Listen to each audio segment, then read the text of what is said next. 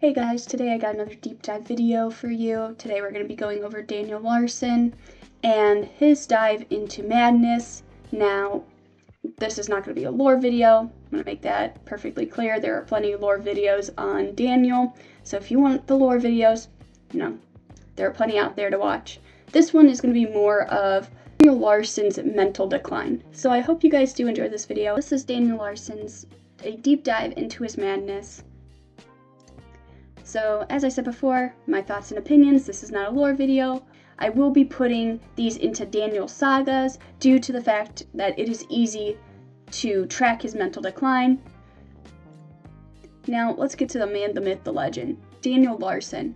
Just to give some background details because it is important. So, Daniel Larson is a Colorado man that has slipped into madness. He became famous on TikTok where he would grow a following of trolls. Daniel also had an obsession with Grace Vanderwall. He believes that she and him are going to get married and create music together. He has created some music bangers thanks to the help of Bob. Daniel is homeless and has made alleged threats to the government due to him not getting the help he needs. Daniel is currently in prison.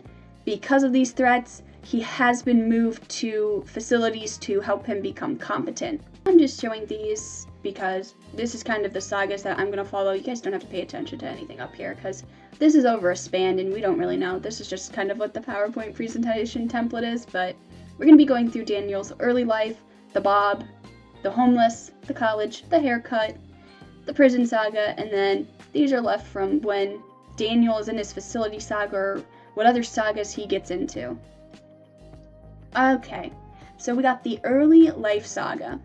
I will point out down here before I go any farther that I did rate Daniel's mental state. That's the Daniel rating. This is how good is his mental state, and I'll go more into that once we get done. So this is just a little bit of Daniel's early life. Daniel was born in Lancaster, California on November 15th, 1998. Daniel claims that he was heavily abused by his mother and then was enrolled in the Tennyson Center for Children in 2012, a program that helps children that suffered from neglect and abuse. Daniel's grandmother, Nancy, then moved him from California to Colorado to be Daniel's legal guardian. At this point in time, he was diagnosed with autism, ADHD, and bipolar disorder at this time. I would say because of how well Nancy was with Daniel, he was not really, to our knowledge, doing any spurging out or anything like that. So I think Daniel was at a very good mental state. So I'll give the Daniel rating a 5 out of 5 for this one. Nothing too bad. I think the early life saga is kind of his peak. This is peak Daniel. Now we got the Bob saga. Now I did have a little trouble with the Bob saga because Bob is a recurring character either being played by a troll or the real Bob himself. So I didn't know if I should just extend the saga all the way through or keep it as kind of just what was kind of the peak of it. Because Daniel does have problems when he goes into his prison saga with Bob, which he has problems with Bob throughout, but mainly the prison. So, the Bob saga. After Daniel's grandma passed away from cancer, Daniel would be taken in by Bob, who Daniel knew Bob from a buddy reading program. Bob will help Daniel fund many things in his life, like recording music, getting commissary in his prison saga. Bob will be doing a lot for Daniel. Bob has stuck with Daniel even through the prison saga. Bob is also become a scapegoat for all of Daniel's problems, and that's the part that I really have a problem with the Daniel rating. If I'm going through when Daniel has met Bob and a little bit after, that's a 5 out of 5 Daniel. But if I was to rate the whole entire Bob saga all the way to the newest saga, the prison saga, I would be giving it a 1 or 2. Because during that time, Daniel's mental state and capacity has been going down, and as I said before, Bob becomes a scapegoat. Any problem that Daniel has, it's on Bob. And Bob is a true one. Give Bob a round of applause for sticking with Daniel all this time because he didn't have to do it. So I really think Bob is the GOAT. At this point in time, because my thought process was, I'm going to give it a 5 out of 5 for the information. If I was going to give a Daniel rating for the whole entire ranking of Bob's saga all the way to present day, I'd probably give it a 1 or 2 because Daniel's mental did decline. Now we are on to the homeless saga, which Daniel was dropped by his disability providers, and this is how he became homeless. Jones was one of those caretakers. This is where Daniel's sanity dropped. He was then getting paranoid living with Jones. Daniel thought Jones was putting things in his food. Jones did try to take Daniel's phone because Daniel was addicted to social media, which is another problem. This is where Daniel would have his meltdowns and claim of abuse. And this is where Daniel would also start TikTok, and that's why he got addicted to social media. So we got to see a lot of this, like Daniel recording, I believe it was a video of mac and cheese, where Daniel was like, this doesn't taste right. Daniel would go to the fridge and look at the bottles and go, this mustard bottle is less than it was yesterday. Jones must have put that in my mac and cheese. The other caretakers for Daniel, but just like Jones, he would have meltdowns and be kicked out. And when he could, he would stay in motels. I think, for the homeless saga, I believe that his mental has gone down. This is where there was a lot of problems with him being a PDF file, his Pinterest page. Social media was not good for Daniel. So I would say this homeless saga, Daniel's mentor dropped. He's not doing good. Yes, I do think maybe I could have gave it a 4 because at this point in time in the homeless saga, he was staying at the motels early on when he could, or when Bob would give him money. But overall, what I'm basing this off of, the Daniel rating is a 3 because that's where he started to kind of start making his threats, was when he was homeless, and he claims in the many of the phone calls that he had with Clark and Little Sippy that, they failed me, the government wasn't giving me resources, wasn't giving me the help, so I acted out. We are in the college saga. This would be where the trolls would convince Daniel that he was a student at the University of Colorado, Boulder. Go to parties and get drunk. The trolls would bring Daniel to the dorms under the guise that he would be able to sleep there, and then say that Daniel can't.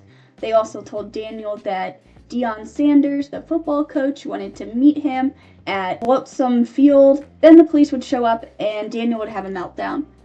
Kind of said that this was kind of a 4.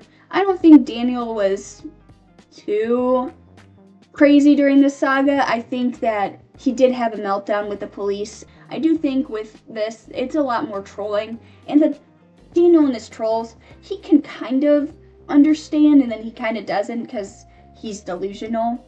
And usually we see this delusion with Grace, and the trolls like to use Grace to their advantage because it's the one thing that gets Daniel to tick. But I still think overall this is a 4. Now we move on to the haircut saga. Daniel met some trolls and they said that they would give him a haircut. In the middle of the haircut, the trolls abandoned Daniel. He then would meet back up with the trolls and they would not finish the haircut. Daniel would then go live and hold up his middle finger. This haircut would make Daniel go viral and he would gain more watchers. This is where I believe the trolls have really picked up, because I kind of remember coming into Daniel's kind of saga and seeing him with the weird hair. This is where I got into the Daniel lore. I think this is a 3. Now this is kind of still during his homeless saga, so he is out on the streets. He's got this weird haircut. He even went to court with this haircut multiple times because of his dining and dashing. So I kind of lumped the arrest/prison saga together because the arrest is really short, but the prison saga is where everything kind of took place. The FBI would arrest Daniel and take him into their custody to investigate his threats and potentially charge him with federal crimes. This is where all the prison phone calls come from. Daniel does have some moment of clarity through some of the phone calls, he can realize certain things, but it's not a lot. And a lot of the phone calls consist of Grace Vanderwalt, the Vanderwalts, and his belief that they're going to get him out, they're going to drop the case, because they're not moving him to the facility that they need him to be in. I do believe that this is a Daniel rating of 1. Daniel's not doing so hot. He's not doing good. He's blaming Bob for all his problems. He's blaming Clark. He's blaming everybody. And The one person who's not really being blamed is Daniel, which I think Daniel should take some accountability, but, you know, he's not going to, especially with the mental state that he has. I will say Daniel's delusion, though, if I was giving a Daniel delusion rating, this would be a 5 out of 5, because he is firmly under the belief that he's in contact with the Vanderwalts. He's not talking to trolls. He's, you know, talking to the real deal. He's going to get out, and Grace is going to come to him. So I'm giving Daniel a 1 here. He's not doing well in the prison saga as of right now. This isn't really a saga per se, but I think it's important to put in here. Grace Vanderwalt in general, Daniel is obsessed with Grace. He said that they are engaged, that Grace is going to find them a house, but in reality, Daniel's just talking to trolls. There was one time that Daniel was sent a message from Tina Vanderwalt, and in Daniel's prison saga, it was put into perspective on how delusional Daniel truly is about Grace. And I did give Daniel negative stars on this because he is very delusional that he is in a relationship with Grace, that him and Grace are soulmates, that they are together forever. I just needed to put Grace in here because truly a lot of Daniel's delusions come from the idea that he is dating Grace Vanderwalt and that they are together. He has even threatened their Grace's boyfriends, like trolls have become ex-boyfriends that have dated Grace and trolled Daniel. So Grace Vanderwalt is a very important piece of Daniel. He would not be the Lolcow he is without Grace. Well, that was a deep dive into Daniel Larson, into his madness, giving Daniel a ranking on his mental state. I hope you guys enjoyed the video, and I'll see you in the next one. Goodbye.